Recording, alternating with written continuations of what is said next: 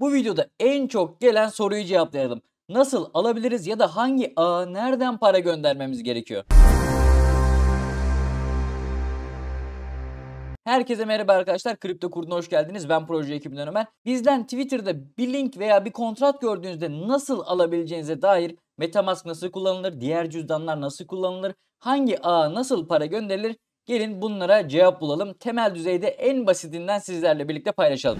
Öncelikle MetaMask'tan başlayalım arkadaşlar. Şimdi MetaMask'ı ben burada açtığım zaman şu sol tarafında ağlar sekmesini görebiliyorum. Ağların üzerine geldiğim zaman burada gördüğünüz üzere birçok ağı zaten MetaMask destekliyor. Bunlara da Ethereum Virtual Machine adı verilen EVM destekli ağlar oluyor. Ama başka ağlar da var. Sadece MetaMask üzerinde kullanılmayan, örneğin Solana gibi ağlar var. Solana MetaMask üzerinde kullanılmıyor. Onun için de Phantom cüzdanı indirmeniz gerekiyor. Gelin bunlardan bahsedelim. Şu an ekranda gördüğünüz cüzdanların birçoğundan da bahsedeceğim. Solana olsun, Aptos olsun, Bitcoin olsun, bunlardan bahsedeceğiz arkadaşlar. Diyelim ki biz bir tweet attık. Dedik ki işte Jock Inu vesaire, zaten bunu hepiniz biliyorsunuz. Kontrat adresi paylaştık. Dedik ki AVAX ağında. AVAX ağındaysa ne yapmanız gerekiyor? Eğer MetaMask AVAX ağını destekliyorsa o zaman AVAX ağında işlem yapmanız gerekiyor. MetaMask üzerinden AVAX ağını açacaksınız. Buradaki cüzdanı kopyalayacaksınız. MetaMask'a bir para göndermek istediğiniz zaman, örneğin Binance'ten, eğer hala Binance üyeliğiniz yoksa tabii ki bu arada, videonun açıklamalar kısmında bulunan linkten %20 ömür boyu komisyon indirimli şekilde kayıt yaptırabilirsiniz. Binance hesabınıza giriş yaptıktan sonra buradan hangi ağa para çekmek istiyorsanız öncelikle çekme butonuna basıyorsunuz. Burada bizi coin sekmesi karşılayacak. Hangi ağımızdaydı bizim Jock Inu'muz? AVAX ağındaydı. O zaman buraya AVAX yazıyoruz. AVAX'ı seçtik. Çekim ağını seçmemiz gerekiyor. Adresimizi de zaten birazdan yapıştırırız. Çekim ağımız ne olmalı? AVAX'ı MetaMask'ta kullanıyorsak MetaMask'a çekerken AVAX C-Chain olmalı arkadaşlar. Burada gördüğünüz benim seçtiğim ağ olmalı. Bunu seçiyorsunuz. Ardından MetaMask'ınıza gidip cüzdan adresinizi kopyalayıp gelip buraya yapıştırıyorsunuz arkadaşlar. Şöyle bir durum var. Hatta öncelikle cüzdan adresinizi yapıştırıyor musunuz? Sonra ağı da seçebilirsiniz. Burada şöyle bir durum var. MetaMask üzerinde hangi ağa geçiş yaparsanız yapın. Benim cüzdan adresimin sonunu görüyorsunuz. 5C3 ile bitiyor. Şu an AVAX ağındayım. Ethereum'a geçiyorum. Ethereum'a geçtim. Hala cüzdan adresim aynı. Şu an benim cüzdan adresim MetaMask üzerinde bulunan ağların hepsinde aynı. Ama ben buradan AVAX C-Chain'i seçip çekme olarak onu talep edersem benim o zaman MetaMask'ım üzerinde bu Ethereum ağına değil AVAX üzerine gelecek param. O yüzden siz yanlışlıkla mesela Ethereum ağındayken cüzdanınızı kopyaladınız ama burada geldiniz AVAX ağını seçip para gönderdiniz ama diyeceksiniz ki Ethereum ağına bir türlü para gelmedi. Ben BNB Chain'i seçmiştim, daha ucuz görünüyordu.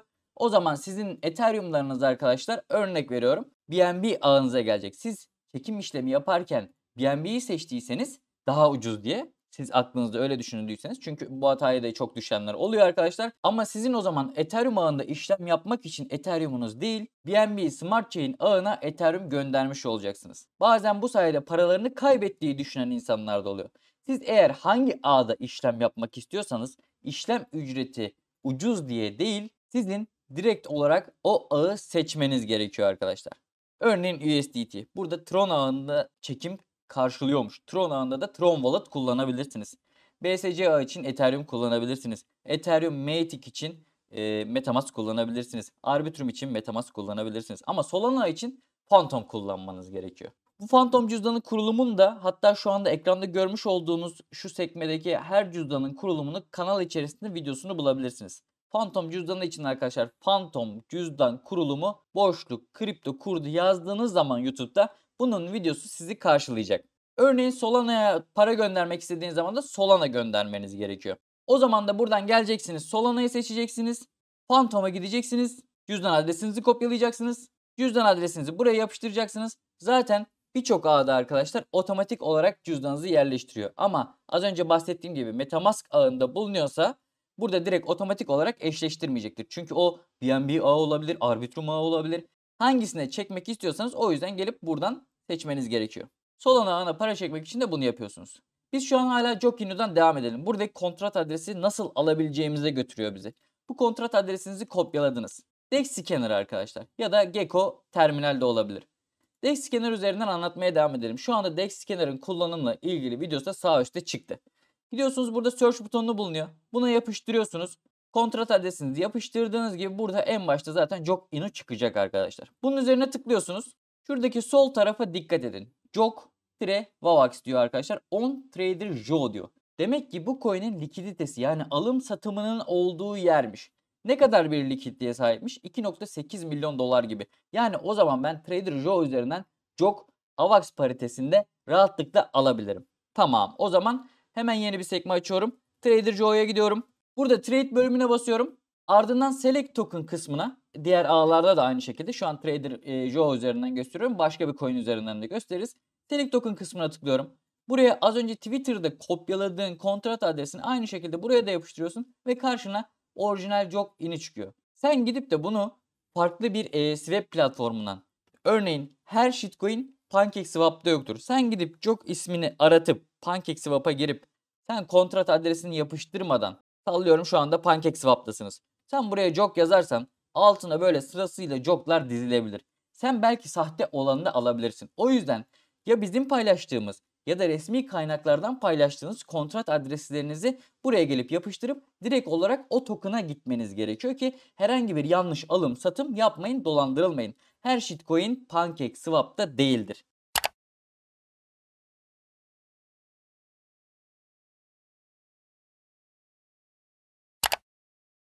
Mesela siz başka bir ağda işlem yapmak istediniz. Hemen gelin Arbitrum'a geçelim. Arbitrum'u da MetaMask üzerinden kullanabilirsiniz. O zaman da çekme kısmına geldiğiniz zaman burada Ethereum yazacaksınız. Ethereum da bu arada Arbitrum'un yakıt token'ıdır. Yani Arbitrum ağında da Ethereum kullanılır.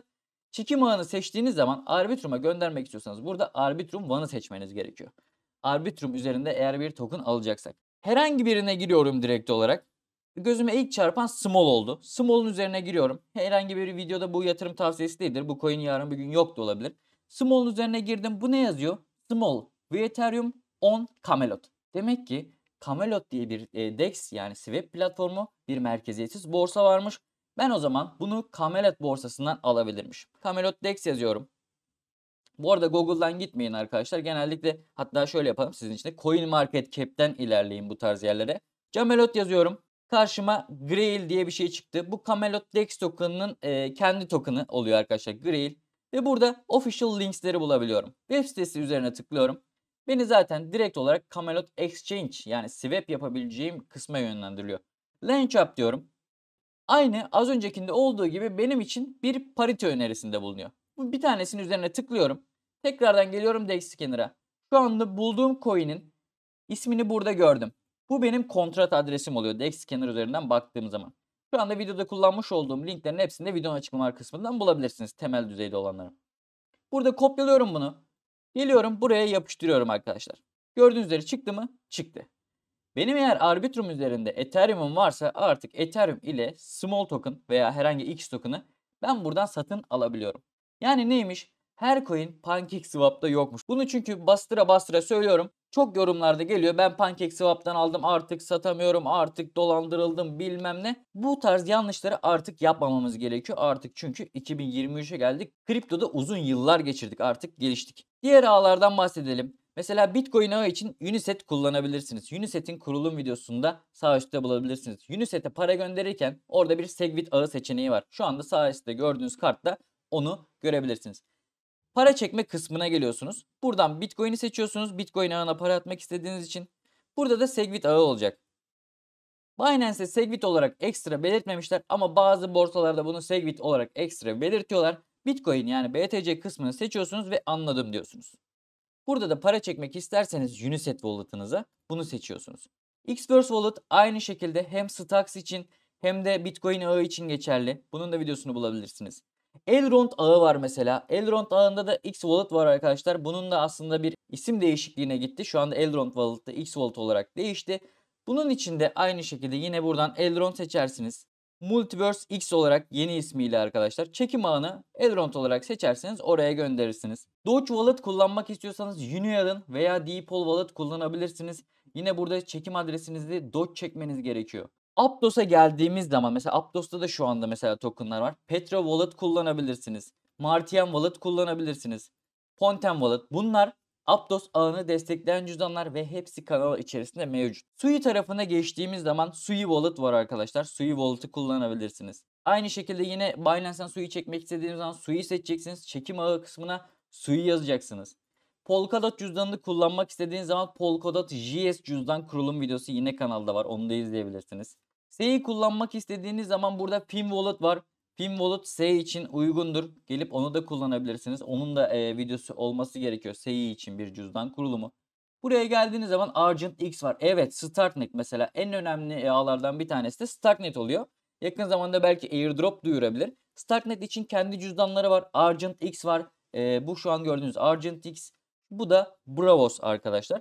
Bravos ve Argent X cüzdan kurulumlarını ve kullanımlarını kanal içerisinde bulabilirsiniz. Starknet'e para aktarmak istediğiniz için ama nasıl yapacaksınız? Bir borsada direkt Starknet ağına çekim açık olması lazım. Ama birçoğumuz Binance kullandığı için Binance üzerinden örnek vereyim. Gittiniz Ethereum çektiniz. Tamam mı? Ethereum'u gidin Arbitrum ağına çekin. Şu anda Starknet'e para aktarmayı anlatıyorum. Gittiniz Arbitrum ağına buradan seçeceksiniz Arbitrum ağını. Ethereum göndereceksiniz. Buradan Arbitrum seçersiniz. Ethereum'larınızı Metamask'ta önce Arbitrum ağına gönderirsiniz. Ondan sonra gelirsiniz Orbiter Finance'e. Orbiter Finance arkadaşlar ağlar arası bir köprü platformudur. Yani ben Ethereum ağından Optimism ağına ya da Ethereum ağından gidip burada istediğim bir ağa para aktarımı gerçekleştirebilirim. Direkt ben Starknet ağına çekemediğim için burada geleceğim Connect Wallet diyeceğim. Metamask'ımı bağlayacağım. Ondan sonra burada zaten Starknet'i seçtiğiniz zaman size otomatik olarak Argent'ı bağlatacak. Şu anda cüzdanlar çakışmasın diye devre dışı görünüyor. Onları bağlayacaksınız. İstediğiniz ağdan Arbitrum'dan mesela altına gelip de Starknet'i seçtiğiniz zaman buraya miktarı gireceksiniz. Siz de Metamask cüzdanınızdan Starknet ağına köprüleme işlemiyle Ethereum gönderip artık Starknet ağında da işlem yapabiliyor olacaksınız. Şu anda temel düzeyde böyle hızlıca giderek anlattık ama birçok kişinin takıldığı konu olduğu için bunları anlatmamız gerekiyordu. Şu anda gelen en çok sorulardan bir tanesi bunlar. Bir de şöyle bir durum var. Eğer benim Metamask'ımda diğer ağlar görünmüyorsa, ben Metamask'ı kurdum, Ethereum var, işte Linea var vesaire var. Sende bu kadar ağ nereden var diye soruyorsanız da arkadaşlar, onun için de hemen Chainlist'e gidiyorsunuz. Chainlist.org oluyor web sitesinin adı. Bunu da videonun açıklamalar kısmında bulabilirsiniz. Hangi ağı eklemek istiyorsanız buraya örneğin Manta yazdığınız zaman mesela Manta ağı birçok kişinin Ethereum'unda yoktur. Bunu add to Metamask dediğiniz zaman zaten direkt Metamask'ınız açılacak. Ağı değiştir diyeceksiniz ve otomatik olarak Manta ağı artık Metamask'ınıza eklenmiş olacak. Gördüğünüz üzere artık ben Manta ağındayım. Burada Manta Pacific Mainnet yazıyor.